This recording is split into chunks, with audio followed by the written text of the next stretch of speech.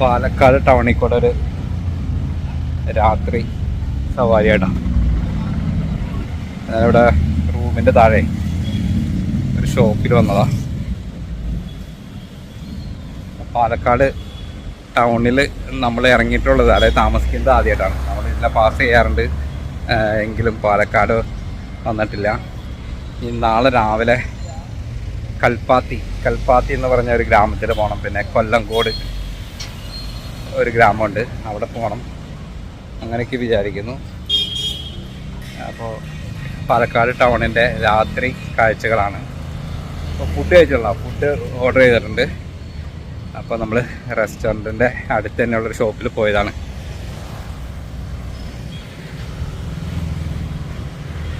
അത്യാവശ്യം വലിയ വണ്ടി തിരക്കൊന്നുമില്ല. അത് ഈ സമയത്തിൻ്റെ ആണെന്ന് അറിയില്ല, ഏകദേശം 8 മണിയാണ്.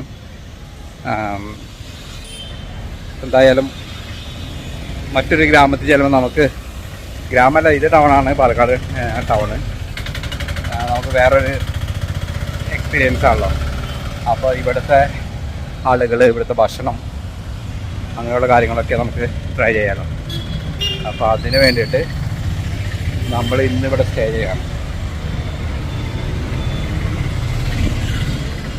ഞങ്ങൾ പണ്ട് അൽബേനിയക്ക് പോയി, അതിൻ്റെ ഒരു ഫീലിംഗ് ഒക്കെ ഉണ്ട്.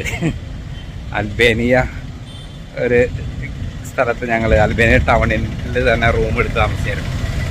പക്ഷേ അതുപോലെയൊക്കെ നമുക്ക് തോന്നുന്നുണ്ട്. നമ്മുടെ നാടിൻ്റെ ഒരു കൾച്ചറും കാര്യങ്ങളും വേറെയാണല്ലോ. എന്തായാലും നമ്മൾ നമ്മുടെ ഹോട്ടലിൻ്റെ അവിടെ എത്തിയിട്ടുണ്ട്.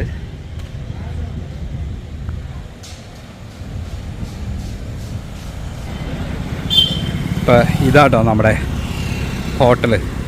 നമ്മളവിടെ റൂം അപ്പുറത്താണ്, ഇവിടെയാണ് നമ്മൾ ഫുഡ് കഴിക്കുന്നത്. അവരുടെ തന്നെ ഹോട്ടലാണ്.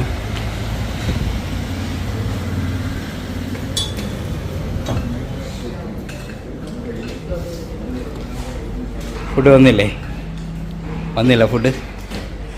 പാത്തു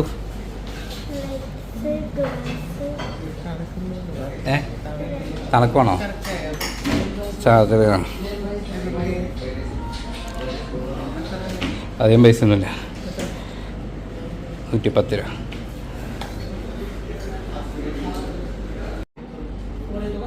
പൊറോട്ട, ചപ്പാത്തി, ഇതെന്നാ ചില്ലി ചിക്കനാ? ഇത് ചില്ലി ഗോബി.